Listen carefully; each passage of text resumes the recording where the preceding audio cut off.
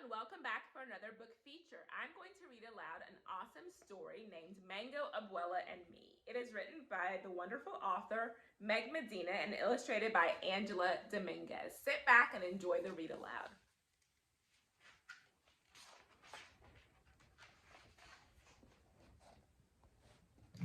She comes to us in winter, leaving behind her sunny house that rested between two snaking rivers. Her old place was too much for just one.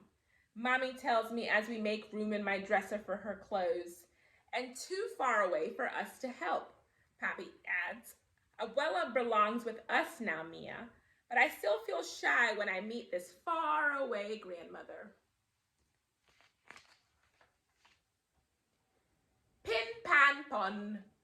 Pappy unfolds Abuela's bed and slides it right next to mine. You will get to know each other, she says.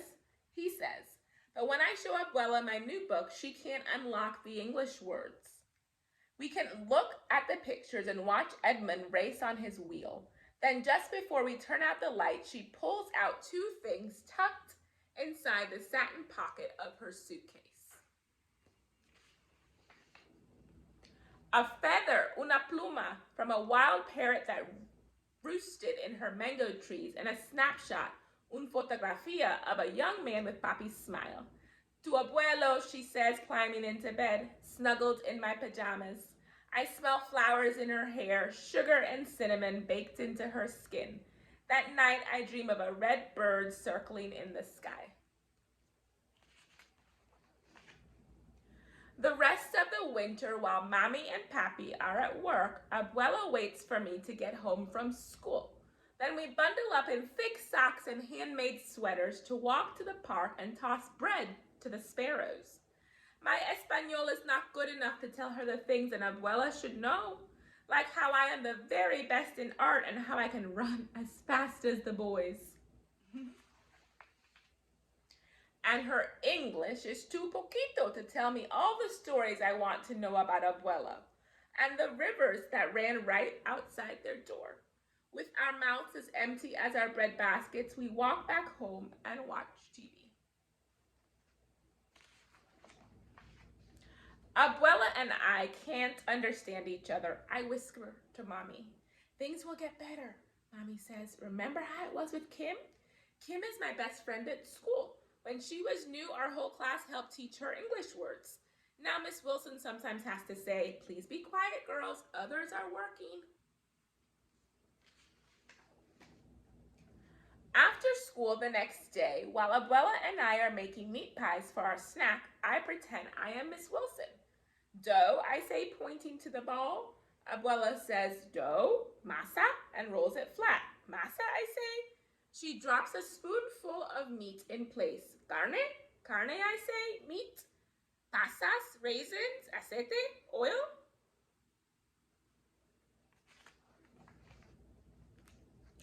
Then I remember the word cards we taped in our classroom to help Kim. So while Abuela's fries are empanadas, I put up word cards too until everything is covered, even Edmund.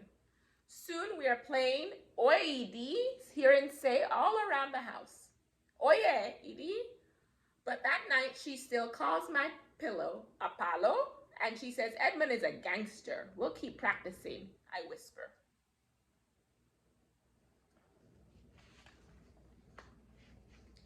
But the next day, I cannot practice with Abuela after all. Edmund has run out of his favorite seeds, so Mommy and I have to ride the bus downtown to buy more.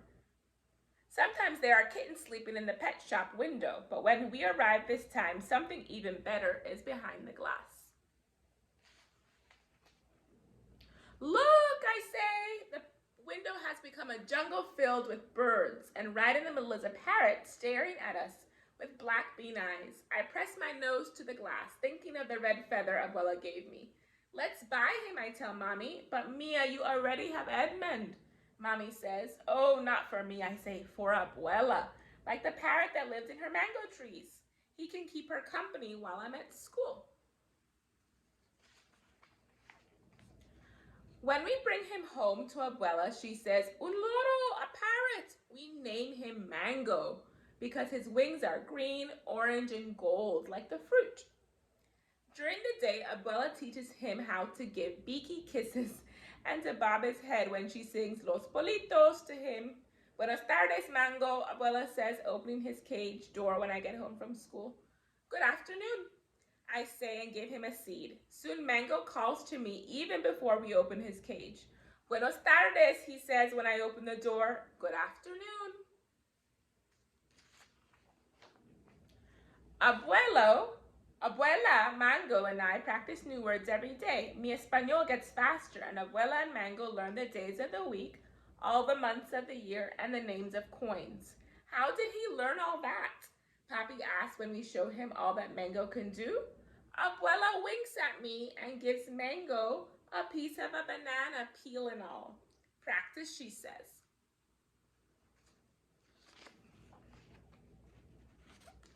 Before long, Abuela asked me how to say harder things too, so she can talk with the neighbors who stop by. Has the mailman come? Is it chilly today? Can I get you some cookies and lemonade? Soon, when friends stop by to see Mango's latest tricks, they can understand everything Abuela says.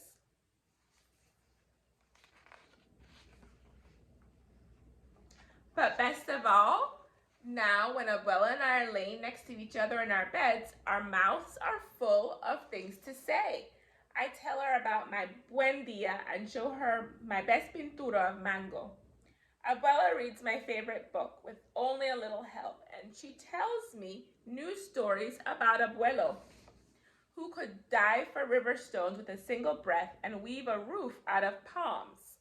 I draw pictures for her. She still misses their old house, she says, but now only a little bit. Mango listens to us from his perch until my eyes grow heavy. Hasta mañana, Abuela, I say. Abuela kisses me. Good night, Mia. Hasta mañana. Good night, Mango calls out. And soon we all fall asleep. The end. What a nice story.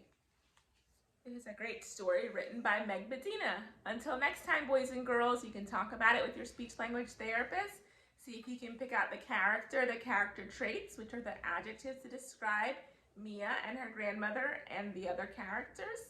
What happened in this story? Where was the setting? Did the setting change in the story? I hope you enjoyed it. Until next time, bye boys and girls.